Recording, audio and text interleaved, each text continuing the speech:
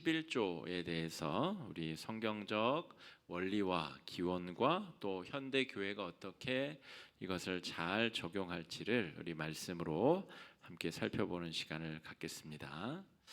자, 11조라고 하는 것이 처음 등장하는 장면이 이 아브람, 이름이 바뀌기 전, 아브라함으로 바뀌기 전 아브람이 살렘 왕 멜기세덱에게 10분의 1의 전리품을 바친 것으로부터 기인합니다. 11조라는 표현이 아니라 10분의 1이라고 하는 표현이 등장하게 되는데요. 자, 아브람이 살렘 왕, 예루살렘의 줄임말이죠. 살렘 왕 멜기세덱에게, 그래서 받으신 자료 보면 창세기 14장 18절로 20절 본문이 등장합니다. 한번 같이 읽어보겠습니다. 시작. 살렘 왕 멜기세덱이 떡과 포도주를 가지고 나왔으니 그는 지극히 높으신 하나님의 제사장이었더라. 그가 아브라함에게 축복하여 이르되 천지의 주제이시요 지극히 높으신 하나님이여 아브라함에게 복을 주옵소서. 너희 대적을 내 손에 붙이신 지극히 높으신 하나님을 찬송할지로다 하매 아브라함이 그 얻은 것에서 10분의 1을 멜기세덱에게 주었더라. 아멘. 조카 롯이 이 가나안 땅의 여러 왕들에 의해서 다 이제 공격을 당하고 다 이제 수탈당하고 뺏기자 조카 롯을 살리기 위해서 이 가군, 집에서 길린 군사를 이끌고 쫓아가서 그 왕들을 격퇴시키고 조카와 그 빼앗긴 것들을 찾으면 물론이거니와 전리품을 얻어왔다는 거죠. 그 소득 중에서 10분의 1을 살렘 왕 멜기세덱은 히브리서에도 등장하죠. 일반 대제사장의 맥락이 아니라 하나님의 신적 권위가 주어진 대제사장을 상징하는 멜기세덱을 예수님의 그 혈통으로 연결짓기 위해서 멜기세덱이 등장하는데 이 창세기의 이 14장의 멜기세덱이 바로 같은 멜기세덱입니다. 그러므로 우리가 알고 있는 11조라고 하는 것의 첫 번째 등장하는 장면이 창세기 14장이고, 그러니까 자신의 힘으로는 이 여러 연합국 왕들을 이길 수 있는 그런 능력도 군사력도 힘도 없었으나 하나님이 도우셔서 그 여러 나라의 왕들을 물리치고 그들의 전리품을 다 거두어 온 다음에 자기를 축복하는 이 살렘 왕 멜기세덱 대제사장에게 소득의 전리품의 10분의 1을 드렸다. 이게 우리가 알고 있는 11조의 첫 번째 기원이 되는 사건입니다. 두 번째 또 11조가 등장하는 장면은 야곱, 우리 이삭의 두 아들 에서와 야곱 중에 쌍둥이로 태어난 둘째 야곱이 형의 장자권을 탐을 내죠. 장자의 권리를 탐을 내다가 아버지와 형을 속이고 거짓으로 장자권을 획득한 다음에 도망자의 길에 오르게 됩니다. 외삼촌 라반이 있는 하란이라는 곳으로 가게 되는데 가는 도중에 베델에서 하나님께 언약을 맺습니다. 약속을 합니다. 자기가 이곳으로 무사히 다시 돌아오게 될 때에 내가 이렇게 하겠습니다라는 약속을 하게 되는데 창세기 28장 21절 22절 말씀 같이 읽어보겠습니다. 시작. 내가 평안히 아버지 집으로 돌아가게 하시오면 여호와께서 나의 하나님이 되실 것이요 내가 기둥으로 세운 이 돌이 하나님의 집이 될 것이요 하나님께서 내게 주신 모든 것에서 10분의 1을 내가 반드시 하나님께 드리겠나이다 하였더라. 아멘. 여기서 두 번째로 11조의 기원이 되는 사건이 등장합니다. 그런데 이 28장 21절 22절을 다시 한번 잘 분석해 봅시다. 야곱이 지금 왜 도망자의 길에 올랐다 그랬죠? 장자권을 훔쳤죠. 눈에 보이지 않는 무형의 권리입니다. 하나님께서 자신의 할아버지인 아브라함에게 주셨다라고 믿어지는 어떤 영적인 권리이자 축복. 그런데 그 결과로 할아버지가 수백 킬로를 이주해서 가나안 땅에 정착을 했고, 거기서 100세가 되어서 누구를 낳았죠? 자기 아버지 이삭을 낳았어요. 100세에. 이 믿기 어려운 일이 실제로 벌어졌던 그 축복이 몽땅 다 자신의 형에게 갈 것이었는데 그것을 자기가 홀라당 뺏어 먹었다는 거죠. 그런데 21절 기도의 내용을 잘 보십시오. 내가 만약에 라는 단어가 지금 생략이 된 거죠. 내가 만약에 평안히 아버지 집으로 다시 돌아오게 되면 그때는 당신이 존재하는지를 내가 진짜로 믿겠습니다 라고 하는 이야기입니다. 그러니까 믿는다는 이야기예요? 안 믿는다는 이야기예요? 조건부로 믿는다는 거 아니에요. 그러니까 지금 자기가 왜 도망가고 있는지, 그 장자권을 얻기 위해서 그렇게 애를 썼는데 실제 야곱의 신앙은 조건부 신앙이었다는 거예요. 내가 여기 안전하게 오면 당신은 내 하나님이 되고 내가 가지고 있는 모든 소유의 10분의 1을 내가 반드시 하나님께 드리겠습니다. 조건부 신앙, 아주 약삭빠르고 이 시류와 세태에 아주 약삭빠르게 적응하는 사람의 전형 야곱의 모습이 요 11조에서도 등장하게 됩니다. 자, 10분의 1, 내 소득의 10분의 1을 하나님 앞에 드려야 된다라고 하는 이 11조의 원리가 현대인들에게는 굉장히 부담스럽습니다. 내가 500만 원을 버는데 거기서 50만 원을 하나님 앞에 드린다. 야, 이거 몹시 아까운데. 이거 50만 원이면 내가 우리 가족들하고 소고기를 몇 번을 먹으며 내가 이웃 돕기 성금으로 몇 번이나 내가 내 이름을 드러낼 수도 있고 좋은 이 자원을 내가 하나님께 바친다. 야, 이거 쉽지 않은데? 라고 생각하는 분들이 많습니다. 그래서 실제로 우리 성도님들이 11조를 정말 잘 하시는가 내용을 살펴보면 없는 중에 10의 1조보다 더 하시는 분들도 계시고 있는 중에 10의 1조 예물을 하지 않는 분들도 계십니다. 그러면 그분들은 이렇게 생각할 수 있습니다. 구약 성경에 많은 율법의 내용들이 있는데 그 중에 왜 하필 11조만 지키라고 그러냐? 돼지고기 먹지 말라고 한 법은 다 어기고 돼지고기 잘 먹지 않느냐?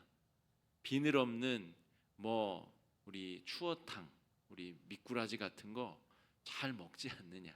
왜 선택적으로 어떤 것은 율법을 지키고 어떤 것은 지키지 않는가라고 하는 아마 성도님들 대부분 그런 신앙적 갈등, 의문점 이런 것들이 있으시리라고 믿습니다.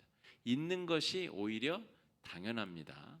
자, 돼지고기를 안 먹는 것과 이 11조 이 법령이 가지고 있는 근본적인 이 강조점과 차이를 이해하는 것이 오늘 우리가 이 성경 공부를 하는 중요한 이유입니다. 자, 11조의 근본 정신은 하나님께 받은 것을 기억하고 감사하며 돌려드리는 겁니다. 이게 본래 내 것이 아니었다는 거죠. 그 정신이 11조 정신의 근본입니다. 그러므로 하나님의 자녀, 하나님의 백성으로 거듭나지 않은 사람은 11조 예물을 드릴 필요도 없고 드릴 수도 없습니다. 내 생명이 예수 그리스도 때문에 거듭났다라고 하는 거듭남에 대한 확신과 믿음이 없는데 어떻게 11조 예물을 드립니까? 그것은 근본 정신에도 맞지 아니하고 부합되지도 아니한다라고 말할 수 있습니다. 자, 돼지고기 먹는 법과 이 11조 법이 근본적으로 차이 나는 점은 무엇이냐면 이 11조 법은 방금 설명드린 대로 신앙인의 정체성 전체와 관련이 있는 것입니다. 돼지고기를 먹느냐 안 먹느냐, 또 우리는 지금 부활의 주님을 경험한 사람들로서 유대교의 안식일을 지키지 않잖아요. 안식일법 1km 이상을 걸어가면 안 된다라든지 주일에는 무거운 것을 들면 안 된다라든지 그런 이 유대교의 법을 지키지 않잖아요. 그런데 이 11조법은 유대인이든 기독교인이든 카톨릭교인이든 모든 예수를 구주로, 유대교는 아니죠, 이 하나님을, 유일신 하나님을 섬긴다라고 하는 이 종교 안에서 어떤 영역에 있는 사람이든 똑같이 그 삶의 기저, 내 생명의 주인, 이 피조 세계를 존재하게 하신 분, 내가 살아갈 수 있도록 나에게 모든 것을 제공해 주신 그 근원이 하나님이시라는 것을 인정하는 것에 이 11조법이 매여 있기 때문에 돼지고기 먹고 안 먹는 법과는 달리 이 법은 우리의 존재와 우리의 정체성과 아주 밀접한 관계가 매여 있기 때문에 우리가 지키는 것이다 라고 말할 수가 있겠습니다. 자, 11조의 근본 정신이 하나님께 받은 것을 돌려드리는 것인데, 자, 내가 하나님 때문에 추가적으로 얻게 된 것을 하나님께 드린다. 그런데 이것을 넘어서는 개념입니다. 아브라함이나 야곱의 경우에 하나님께서 내 생명 자체를 새롭게 하시고 거듭나게 하셨다. 내가 하나님을 만나고 내 존재가 리스타트 됐다. 재시작이 됐다. 온전히 거듭났다. 완전히 새로운 존재가 되었다라고 하는 사람, 그 사람만이 오늘 성경에서 말하는 11조 예물을 제대로 드릴 수 있는 사람입니다. 자, 11조 예물은 딱 한 번 제대로 드리고 나서 안 지켜도 되는 게 아닙니다. 11조 예물은 매년 자기 양이 새끼를 낳으면 새로 낳은 양 새끼를 계속 통과하게 해서 10번째 양마다 하나님께 드려야 됩니다. 그러니까 매년 나에게 새로운 소득이 생겼을 때마다 10분의 1을 구별해서 하나님 앞에 드려야 되는 굉장히 고통스러운 과정이 10의 1조 예물입니다. 바꿔서 말하면 이렇게 10의 1조 예물이 드려지기 어려운 이유, 그것이 굉장히 아깝게 느껴지고 드리기 어려운 이유는 내 삶의 존재 근원이 하나님이라는 사실을 우리가 지속적으로 고백하기가 어렵다는 것이죠. 어떤 때는 내가 병들었다가 특별히 하나님의 은혜로 고침을 받은 직후에는 내 마음이 뜨겁기도 하고 신앙으로 가득 찬 것 같기도 하고 성령 충만한 것 같기도 해서 그때는 내가 11조도 잘 드리고 감사헌금도 펑펑 드리고 하지만 시간이 몇 달만 지나도 또 1, 2년만 지나면 이제 마음이 바뀌는 거죠. 내가 건강관리 잘하고 내가 현미밥 잘 지어 먹어서 내가 열심히 살아서 내가 재산도 많이 증식시키고 내가 게다가 운도 좋아서 이런저런 소득도 많이 늘어나고 가만히 생각해 보면 내가 내 소유를 늘린 것처럼 느껴지고 내가 잘나서 내 노력으로 여기까지 이룬 것이라고 착각하게 될 가능성이 인간 본연의 본성 가운데 숨어져 있기 때문에 그렇습니다.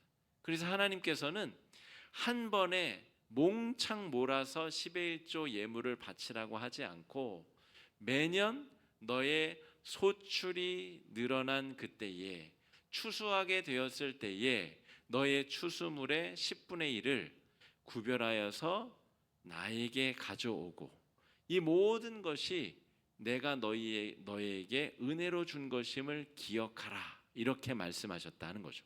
그러니까 11조라는 제도는 하나님의 은혜를 반복적으로 기억하게 하기 위한 중요한 구조적 장치이다라고 말할 수가 있겠습니다. 자, 잘 생각해 보십시오. 이 율법이 언제 주어졌냐면 지금 신명기 말씀을 읽고 있잖아요. 신명기는 이스라엘 백성들이 출애굽을 하여서 광야 생활 40년을 다 마치고 모세가 이제 이스라엘 백성들을 요단강으로 건너 보내기 직전에 한 설교의 내용입니다. 그러니까 광야 생활에 율법이 주어졌고 광야 생활을 하는 도중에 그 10의 1조 훈련을 하는 기간을 40년 동안 가졌다는 거죠. 그런데 그 광야 생활 중에는 정착해서 농사를 짓고 농작물을 추수하는 생활이 아니었습니다. 그러니까 광야 생활을 하면서도 데리고 다니는 양들이 새끼를 낳아가지고 자기 소유가 불어나면 그 중에 10분의 1을 하나님 앞에 제물로 드리고 내가 광야에서 얻게 된 여러 소출과 내 수익을 하나님 앞에 나눠 드렸다는 거죠. 그것이 훈련인데 이제 가나안 땅으로 들어가게 되면 정착 생활을 해야 됩니다. 그 땅에 하나님께서 나누어 주신 나의 땅을 가지고 그 땅에서 농사를 짓고 추수한 다음에 그 소출의 10분의 1을 하나님 앞에 드려야 되는 생활 방식이 전혀 다른 방향으로 바뀌게 되었다는 거죠. 신명기에서 지금 모세가 권면하는 것은 이스라엘 백성들이 한 번도 경험해 보지 못한 11조를 말하는 겁니다. 이제 요단강을 건너서 저 강 건너로 가게 되면 너네들이 정복 전쟁을 한 다음에 지파마다 땅을 분배받게 될 거야. 그 분배받은 땅에서 농사를 짓고 나면 첫 열매를 거둬들인 다음에 그것을 10조각으로 나누어서 10분의 1을 반드시 하나님께 드려야 된다. 지금껏 이동하면서 양 새끼가 10마리 나면 그 중에 한 마리를 바치는 정도의 문제가 아니라 더 큰 것을 하나님 앞에 드려야 되는 결정의 순간이 다가오고 있다는 것이죠. 이 신명기는 지금 그 아무도 경험해 보지 아니한 11조에 대한 이야기가 기록되어져 있는 사건이다 말할 수 있습니다. 그래서 가나안 땅 정착 이후에는 11조라는 것이 추수한 곡식을 바치는 제도로 이제 바뀌게 되고 성장하게 되고 성취하게 됩니다. 우리 자녀들에게 11조 훈련을 시키죠. 용돈 받으면 그것에 10분의 1을 구별했다가 주일에 하나님께 바쳐야 된다. 그런데 용돈 받는 아이들에게 그게 참 어려운 일이죠. 그걸로 저기 마트 가서 맛있는 것도 사 먹어야 되고 학교 갔다 오는 길에 아이스크림도 사 먹어야 되고 군것질도 해야 되는데 하나님의 것을 구별하게 훈련하는 것이 아이들에게 쉽지가 않습니다. 그런데 그 작은 용돈에서 10의 1조 구별하는 훈련이 안 되면 나중에 자기가 월급을 받고 또 연봉을 받아서 그것에 10분의 1을 구별하여 하나님께 드리는 것 절대로 할 수가 없습니다. 작은 것에서 구별하는 훈련이 안 되면 큰 것에서 구별하는 훈련이 가능할 수 없다라는 것이죠.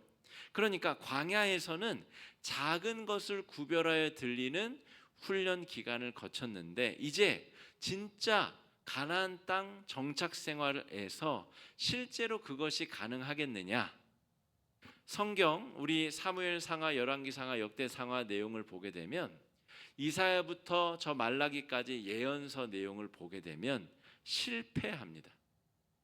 작은 것으로는 그렇게 할 수 있었는데 하나님이 큰 것 주시니까 10의 1조 구별을 못하는 거예요. 오히려 바알과 아세라는 어떤 종교죠? 더 많은 것을 얻기 위한 이단 종교입니다. 이단이 아니죠. 우상 숭배죠. 그것은 하나님의 것을 구별하기 위한 게 아니라 조금이라도 더 내가 얻고 갖고 많이 소유하기 위해서 섬기던 우상이 바알과 아세라 종교이죠. 광야 생활에 40년간이나 11조 훈련을 했지만 정작 본 게임 이 가나안 땅에 들어가서 농사 짓고 실제로 11조 헌금을 잘 드린 것이 아니라 거기에서는 큰 것이 주어지자 하나님이 많은 것을 주자 실제로 10의 1조를 구별할 수 있는 능력에서 실패하고 넘어지고 망했다는 거죠. 오늘 우리가 공부할 내용 마지막 부분에 가면 말라기 3장 10절 본문이 등장합니다. 너희가 온전한 11조를 드려야 되는 이유, 모세를 통해서 내가 너희에게 명령한 내용을 너희가 다 까먹고 무엇보다 이 11조에서 너희가 실패했기 때문에 너희의 땅도 빼앗기게 되고 외국의 침입으로 너희들의 땅도 빼앗기고 너희들의 몸은 다 노예로 사로잡혀 가게 된 거야. 근본 원인이 뭔지 알아? 광야에서 훈련했었던 그 11조, 이 11조 훈련에서 너희가 실패했기 때문에 결국 이렇게까지 된 거야 라는 이야기가 말라기서에 써 있습니다. 그러므로 여러분, 왜 구약의 다른 율법은 안 지키면서 11조 법은 지켜야 됩니까? 구약 성경에서 신약 성경에서 똑같이 이 10의 1조야말로 우리 신앙인의 거듭남의 증표이자 내 삶이 어디서부터 왔고 어디로 가는지에 대한 분명한 전제 조건을 표현하고 있는 그런 조항이고, 이것을 나에게 수익이 주어질 때마다 끊임없이 구별하는 훈련이 내 몸에 배어 있지 않으면 신압으로 어느덧 모르게 자기 자신이 인지하지 못한 채 있는 것 없는 것 다 멸망하고 빼앗긴 후에야 땅을 치며 후회하게 될 것이다. 이게 말라기서 3장 10절의 중요한 주제입니다. 그러므로 여러분, 이 11조법은 내가 누구인지, 내가 어떻게 살고 있는지, 내가 어디로 가고 있고 내 삶이 끝난 다음에는 어떤 일이 벌어지고 있는지에 대한 아주 중요한 이 밑그림에 해당하는 것이다 라고 볼 수가 있겠습니다. 자, 오늘 신명기 26장 1절 말씀, 1절로 3절까지 말씀 같이 한번 읽어보겠습니다. 시작. 내 하나님 여호와께서 내게 기업으로 주어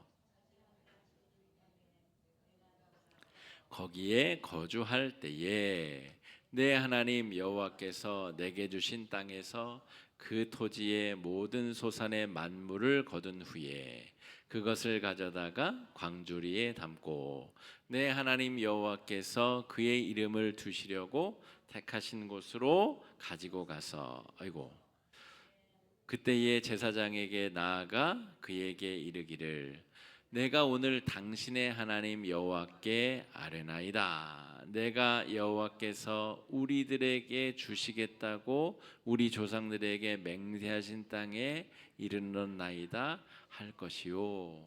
이 26장 1절에서부터 15절까지가 11조와 3년 11조에 대한 이야기거든요. 근데 이 명령의 첫 부분을 잘 보세요. 여호와께서 너희에게 기업으로 주었다. 하나님이 우리에게 주셨다는 거예요. 뭘 주셔요? 자유인이라고 하는 정체성. 너희가 노예로서 너희 소유의 땅이 없었는데 하나님이 너희에게 자유도 주시고 하나님의 백성의 권리도 주시고 그리고 너희의 이름으로 붙여먹을 땅도 너희에게 주시고, 하나님이 너희에게 주시지 않은 것이 뭐가 있느냐? 처음부터 끝까지 다 하나님이 너희에게 맡기고 주신 것이다. 이 이야기가 써있는 2절에도 써있죠. 내 하나님 여호와께서 내게 주신 땅에서. 우연히 홍해가 우연히 갈라집니까? 물리법칙을 거스르고 바다가 우연히 갈라져 가지고 우연히 홍해를 통과했나요? 우연히 죽음의 사자가 하나님의 백성들의 지붕 건너뛰고 저 못된 이집트 사람들 가정에만 장자들을 다 죽였나요? 잘 생각해 보면 내 삶이 존재하게 된 이유, 내 삶이 숨쉬고 살아가고 이 땅에서 주님께서 나에게 주어서 누리게 하신 모든 것이 다 하나님의 것이라는 거죠. 그런데 그 사실을 우리가 죽을 때까지 기억하고 잘 살면 좋은데 인간이 죄성이 충만하고 연약하기 때문에 조금만 상황이 좋아지면 아니지, 가만히 있어봐, 이거는 내가 잘나서 그런 거 아닌가? 내 실력이 출중해서 그런 거 아닌가? 심지어 내가 운이 좋아서 남들은 못 누리는 이것을 내가 누리는 것이 아닌가? 인간이 바로 그런 존재라는 거죠. 야곱이 아까 그랬잖아요. 하나님의 장자권을 얻기 위해서 자기가 죽을 고생을 하고 거짓말을 하고 사기를 쳐서 그것을 얻어놓고는 그것을 이제 얻은 다음에 도망길에는 마음이 또 살짝 바뀝니다. 조건을 걸죠. 하나님이 만약에 살아계시다면 나로 여기 안전히 오게 해주세요. 그러면 내가 인정할게요. 자신의 인생을 걸고 인생을 도박을 걸듯이 온갖 악행을 저지를 때와는 불과 지금 도망자의 길에 접어든 그 순간에도 마음이 바뀌는 존재가 연약한 인간의 본성이다라고 하는 거죠. 여러분, 11조 법이 그래서 중요한 겁니다. 하나님이 나에게 좋은 것을 주시면 그 순간 우리가 깨달아야 되는 거예요. 이건 내가 잘나서가 아니라 하나님이 나에게 주신 것이다. 다 하나님의 것인데 하나님이 은혜로우셔서 구할 90%나 내 맘대로 쓰도록 나에게 허락해 주신 것이다. 이것이 습관이 안 돼 있으면 아무리 신앙이 좋은 사람도 조금만 지나가면 그 신앙이 다 흩어져 가지고 그 원형을 유지하고 찾아볼 수 없도록 신앙이 붕괴하게 된다 하는 것이죠. 여러분, 청소년기에 어렸을 때 예수 잘 믿었었던 사람들이 있잖아요. 그런데 조금만 지나면 신앙이 형태도 없이 사라집니다.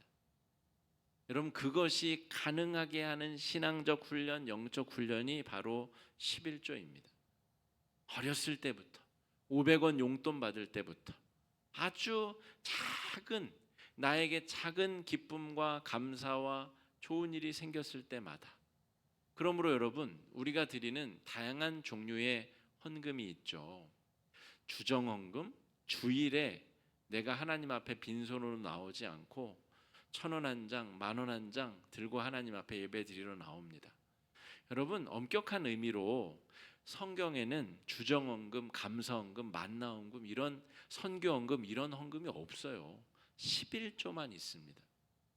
바꿔 말하면 우리가 드리는 감사 예물도 10의 1조 헌물의 한 종류이고, 내 인생에 나에게 주어진 모든 것이 하나님으로부터 말미암았고 하나님으로부터 비롯된 것임을 인정하고 고백하는 것이 헌금의 정체성이자 내용입니다. 오늘 11조 공부하면 다음 주에 감사헌금 공부할까요? 아닙니다. 성경에는 이 11조에 대한 11조 헌금 정신만 교육합니다. 이 정신이 똑바로 박힌 사람이라면 하나님 앞에 제대로 감사하며 예물 생활하며 하나님 앞에 신앙생활이 바로 성장할 수 있음을 다 알 수 있기 때문에 그렇습니다. 자, 은혜로 받고 은혜로 구원받고 은혜로 사는 인생임을 인정하는 행위가 바로 내 삶의 소득의 10분의 1을 하나님 앞에 구별하는 행위다. 이것이 11조의 정체성이자 법 정신이란 것을 반드시 기억해야 됩니다. 하나님께서 우리에게 자유의 신분을 주셨죠. 이건 구약의 개념으로서 노예를 자유인으로 만드신 하나님의 선물. 여러분, 그냥 그거 대충 자유신분 얻을 수 있는 것 아닌가요? 돈 얼마 내면 노예도 자유신분 얻지 않던가요?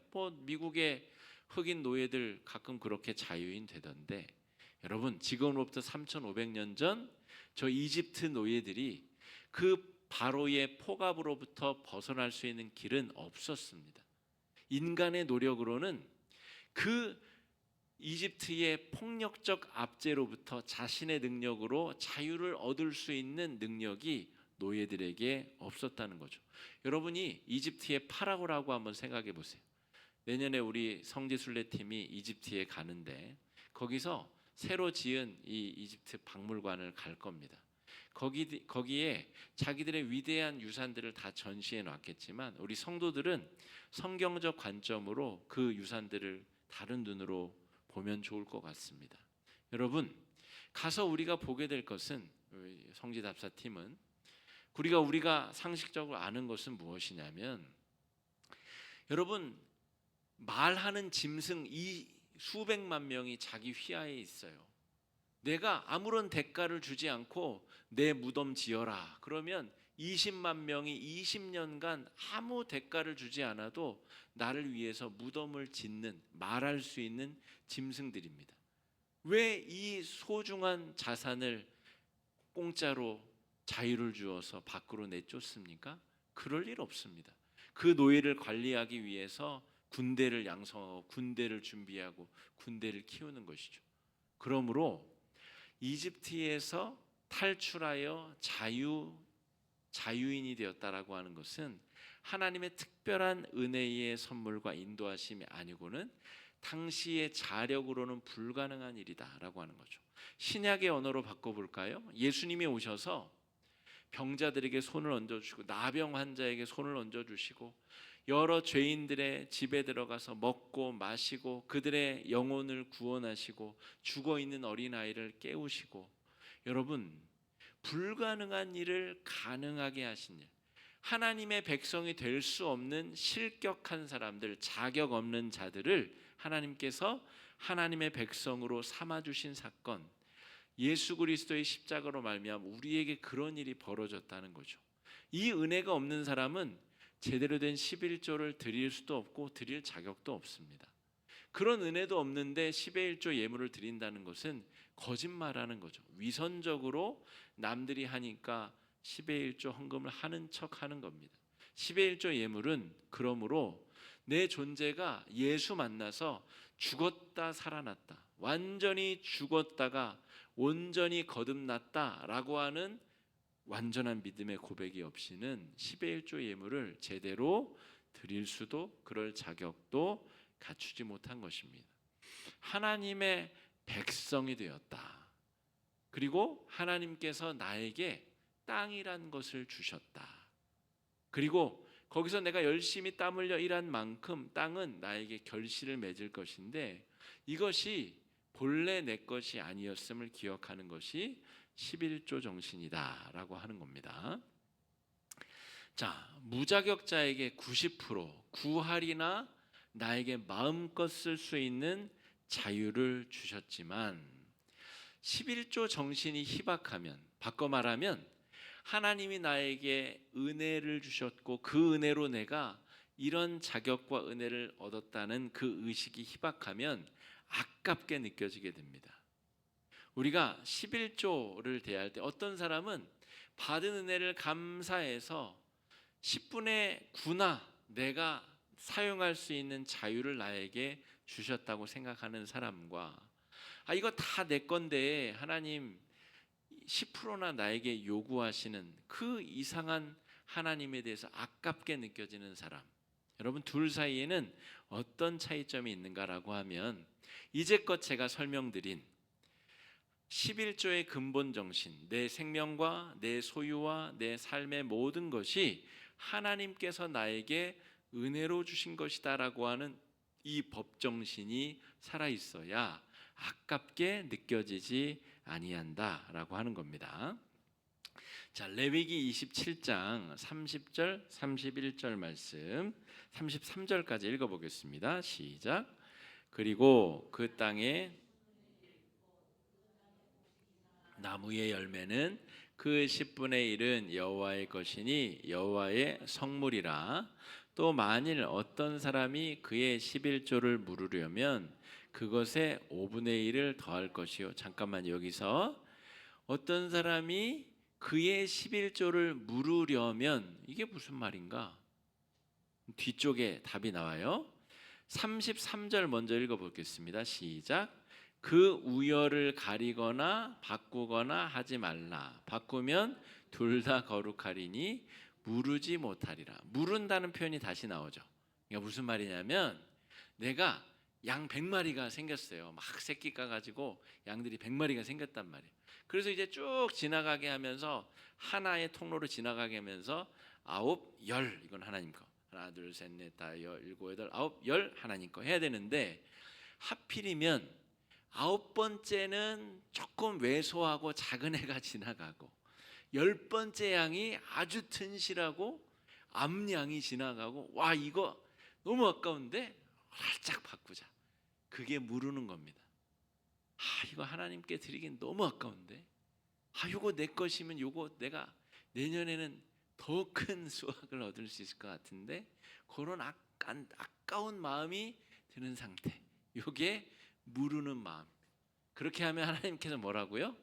9번째, 10번째 두 개 다 하나님 거다. 이런 그런 마음을 품는 자는 이 11조를 아예 하지 말라는 겁니다. 그런 마음으로 할 바에는 하지 말라는 거예요. 너 구원받은 게 아니니까, 너 하나님 백성 아니니까 너 그냥 네 잘난 대로 살라는 거예요.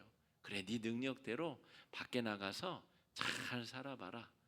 그러면 그게 누가복음 15장의 탕자 이야기로 또 연결이 되는 거예요. 그렇게 해서 아버지 품을 떠나서 나간 자가 결국 다 탕진하고 결국 돼지와 먹을 것을 싸우는 상태로 전락하게 된다는 거죠. 자, 32절, 33절 다시 한번 읽어보겠습니다. 시작. 모든 소나 양의 11조는 목자의 지팡이 아래로 통과하는 것에 그 우열을 가리거나 바꾸거나 하지 말라. 바꾸면 둘 다 거룩하리니 무르지 못하리라. 아멘. 어떤 분들은 이런 궁금증이 있을 수 있어요. 11조는 새 전입니까? 새 후입니까? 우리 황 권사님, 새 전이 맞습니까? 새 후가 맞습니까?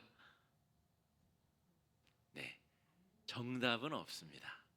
정답은 없어요. 하나님 앞에 자기가 옳다고 생각하는 대로 하시면 됩니다.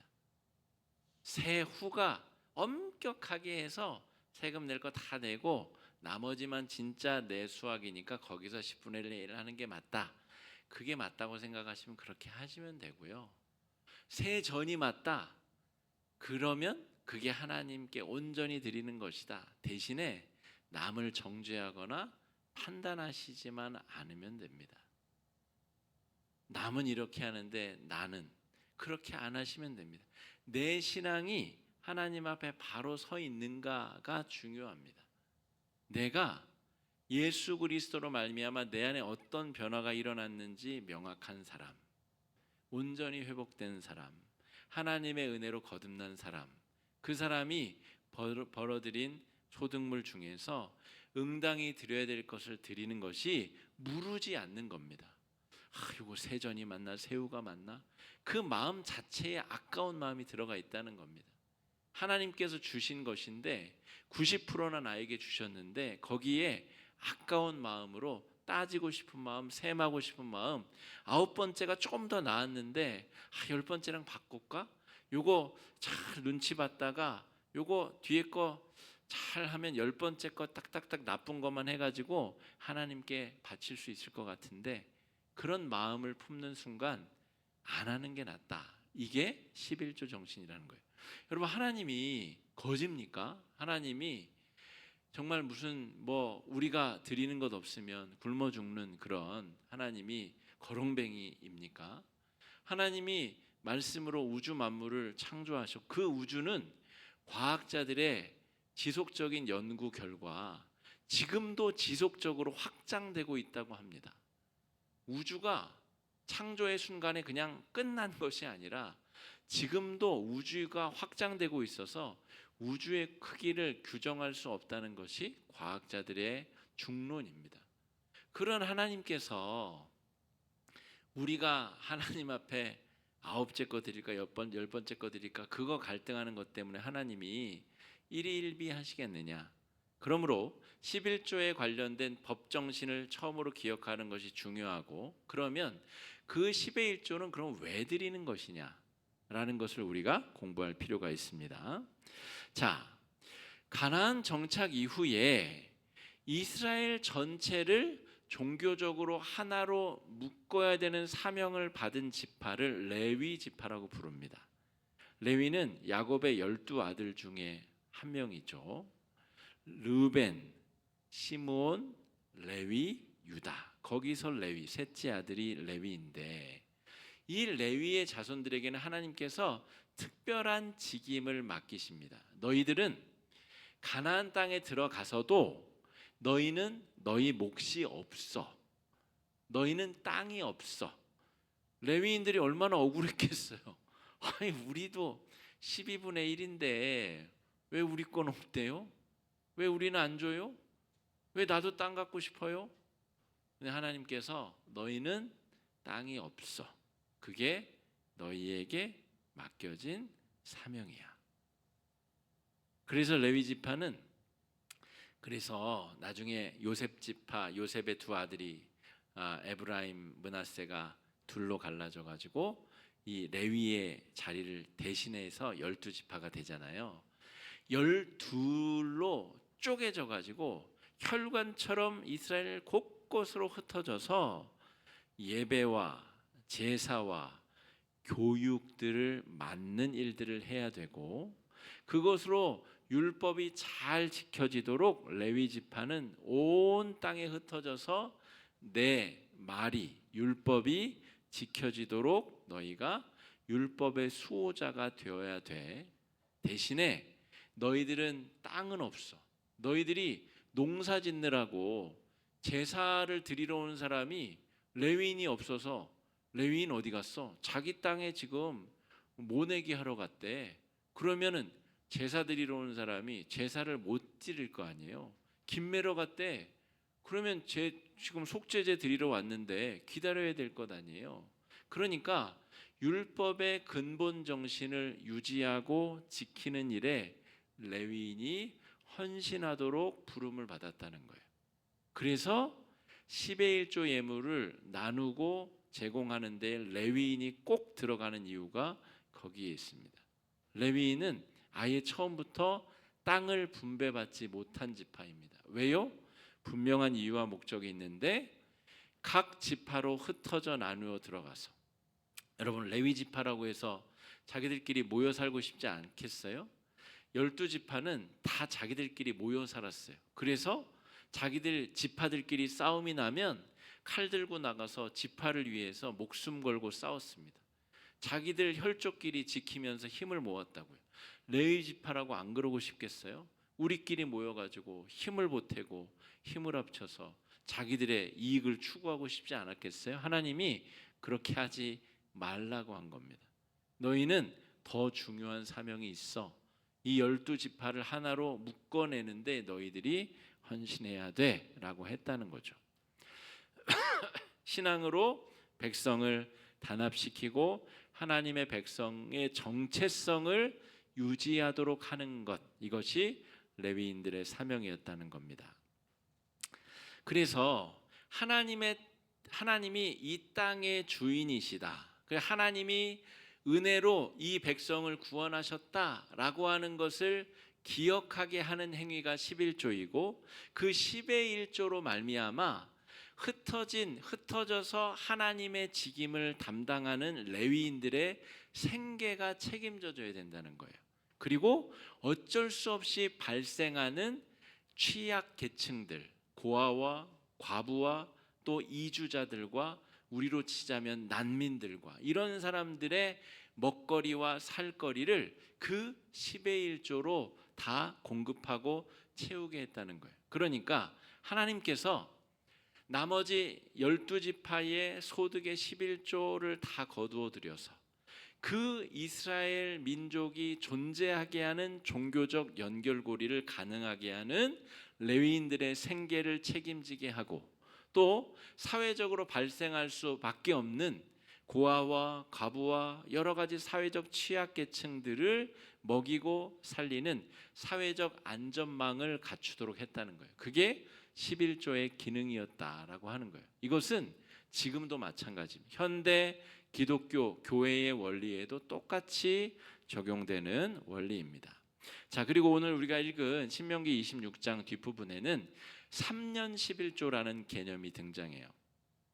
11조 예물은 반드시 하는 것이고 3년에 한 번씩은 11조 예물을 더 내는 겁니다. 3년에 한 번씩. 그래서 그 3년 11조는 그야말로 레위인이 아니라 취약계층과 고아와 과부와 이 난민들을 위해서 사용되는 그런 공적 자금의 기능을 하였다. 지금으로 치자면 사회복지제도입니다. 의료보험제도, 사회복지제도, 긍휼원 이런 개념을 하는 거예요. 사랑의 열매 그런 기관, 그런 역할을 하는 거예요. 어디 나라에서 강제로 뺏는 것은 아닌데 그것을 통하여서 사회적 약자의 생존을 보장하는 그런 기능을 하였다라고 하는 겁니다. 근데 문제가 생겨요. 이제 왕정 시대가 되니까 무슨 문제가 벌어집니까? 왕도 세금을 내라 그래요. 왕궁을 유지해야 될 것 아니에요. 왕궁도 지어야 되고 왕의 신하들도 먹여야 되고 또 군인들도 다 먹여 살려야 되고 군복도 지어 입혀야 되고 창도 깎아 만들어야 되고 하니까 왕궁 세금이 고칩니다. 게다가 예수님 당시에는 저 로마의 식민지 하에 있었죠. 식민 지배국에서 또 세금을 수탈해 가요. 인두세로 머리수대로 세금 걷어가지, 소득이 나면 소득세 걷어가지, 온갖 종류의 수탈이 벌어지게 됩니다. 그리고 당시 유대인들의 천적이었었던 이 세리들은 세금을 다 상납하고 나머지 수익으로 자기가 먹고 살아야 되니까 본래 걷어야 될 세금보다 2배, 3배를 걷어들이는 거예요. 그러니까 온갖 종류의 세금이 강제 징탈되면서 하나님께 바쳐야 될 11조 헌금이 오히려 약화되고 하나님께 드릴 것을 뺏기고 강탈당하는 일반 여러 주변국들에서 벌어지는 그런 세금의 문제가 똑같이 벌어지게 되었다라고 하는 겁니다. 의무세가 늘어나면서 신앙 유지를 위한 11조의 기능이 약화되고 희석되었다는 거예요. 왜 이렇게 되었느냐? 말라기 3장 그 이야기가 그래서 나오는 겁니다. 너희가 왜 지금 수탈당해서 로마 제국의 그리스 제국의 세금을 뺏기며 그렇게 고통스럽게 울부짖는지 알아? 너희들이 있을 때 잘 못해서 그래. 너희들이 하나님께 복 받을 때 11조 구별 안 하고 내 생명과 소유가 하나님으로부터 말미암았음을 인정하고 고백하지 않았기 때문에 하나님이 너희들이 자발적으로 바치지 않는다고 해서 그것이 너희 것이 될 것 같으냐? 아니야. 옆에 나라가 뺏어가고 왕이 뺏어가고 못된 놈이 뺏어가고 그게 네 것 될 것 같지만 절대로 네 것 되지 않는다. 하나님이 그 얘기하시는 겁니다. 우리가 자발적으로 하나님 앞에 드리는 것, 내가 이웃 나라에 뺏기고 세리에게 뺏기고 맞으면서 뺏기고 수탈당하고 강제로 빼앗기는 것, 여러분 뭐가 낫습니까? 그 이야기를 예언자들이 끊임없이 지속적으로 하고 있는 거죠. 말라기 예언자가 하고 있는 것이 바로 그 말입니다. 9절 말라기 3장 9절 10절 말씀 읽어보겠습니다. 시작. 너희 곧 온 나라가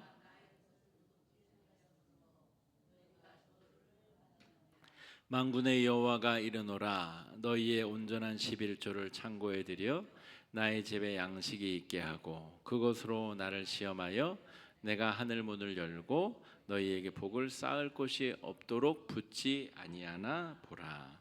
그러니까 여러분 이 구절은 복 받기 위해서 하나님 앞에 제대로 11조 하세요 그 말이 아닙니다. 하나님이 복 주신 그 은혜를 다 까먹고 자기들이 잘나가지고 그렇게 성공하고 잘난 줄 알고 11조를 제대로 드리지 못했더니 하나님께 안 드리면 짓게 될 건 줄 알았죠. 그런데 이웃나라가 침범해 오고 왕이 뺏어가고 아주 포악한 므낫세 같은 왕, 이런 못된 놈이 내 세금 다 뺏어가고 때리고 더 달라고 하고 그렇게 해서 수탈당하고 뺏기는 그 시기를 겪고 나라도 망해보고 하다 보니 이제 알겠냐? 너희가 나의 것을 다 도둑질했기 때문에 네 무덤을 네가 판 거야.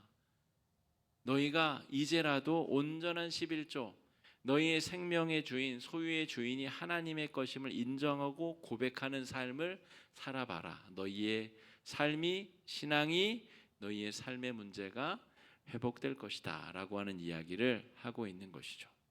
11조는 그래서 바르게 드려지고 또한 바르게 사용되어져야 됩니다.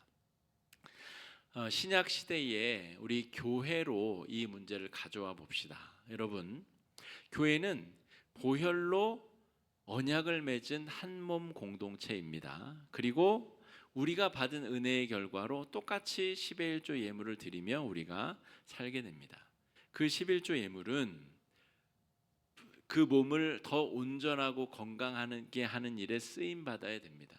예를 들어서 목회자가 내가 뭐 먹고 살아야 되나 하고 그 근심 속에 하나님의 말씀을 연구하고 전하고 목회자로서의 일을 성실히 감당하는 데에 딴 생각이 들게 하면 안 됩니다.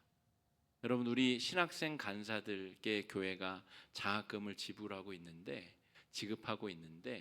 여러분, 신학생 때에 등록금 없어가지고 책 사볼 돈이 없어가지고 알바하느라 바른 목회자로 잘 교육받고 세워지는데 장애가 있으면 안 되기 때문에 신학생들에게 장학금을 지급하는 겁니다.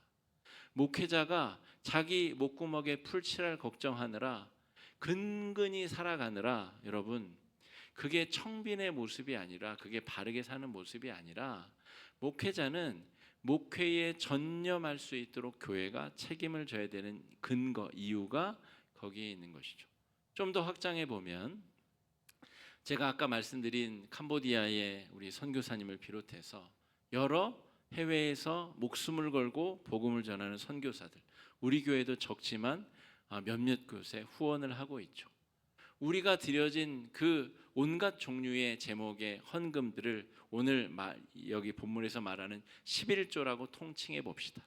그 11조가 바르게 쓰이는 것은 복음이 확장되고 복음을 위해서 자신의 삶을 온전히 내던진 자들이 돈 걱정 없이, 먹고 살 걱정 없이 그 일에 온전히 매진할 수 있도록 나머지 성도들이 자신의 헌금 생활을 성실히 감당하는 겁니다.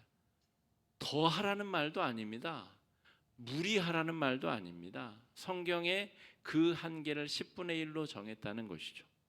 그리고 그렇게 바르게 드려진 11조가 바르게 사용되면 하나님의 나라가 확장되고 선순환이 이루어지게 될 것이다. 이것이 구약과 신약 전체가 우리에게 말하는 11조 신학이고 헌금 신학이다라고 말할 수가 있겠습니다. 그 헌금이 우리 교회 공동체, 온몸 공동체를 더 건강하고 아름답게 세우는가? 우리가 드린 헌금이 나만을 위해서 쓰이지 않고 왜 교육부서를 위해서 쓰입니까? 왜 나는 손주도 없고 아들도 없는데 왜 교육부서를 위해서 내가 드린 헌금이 쓰입니까? 우리가 한 몸 공동체이기 때문에 그렇습니다. 왜 내가 낸 헌금이 나만을 위해 쓰이지 않고 우리 어르신들을 위해서 쓰입니까? 왜 목사를 위해서 쓰입니까? 여러분, 우리가 한 몸 공동체. 왜 내가 원치 않은 선교지에 내가 드린 헌금이 쓰입니까? 이게 한 몸 공동체, 거룩한 한 몸 교회 공동체이기 때문에 그렇습니다. 오늘 제가 시간을 초과해서 교육이 많이 진행이 됐는데 그럼에도 불구하고 오늘 내용을 다 전달하지는 못한 것 같습니다. 여러분, 11조의 본질적인 법 정신을 기억하고 우리 삶에서 바른 11조가 회복되는 것, 또 교회의 재직회, 당회는 그 헌금이 바르게 쓰여지도록 관리하고 열심히 노력하는 것, 그것을 위해서 우리가 함께 애쓰고 노력해야 되리라 믿습니다. 이 시간에 우리 함께 기도 제목 가지고 함께 기도하는 시간 갖겠습니다. 첫 번째 기도 제목은 이것입니다. 11조의 바른 의미와 속성을 깨달아서 하나님 백성의 정체성을 유지하고 살아가게 하옵소서. 은혜 받은 자답게 살아가게 하시고 그리스도의 몸된 교회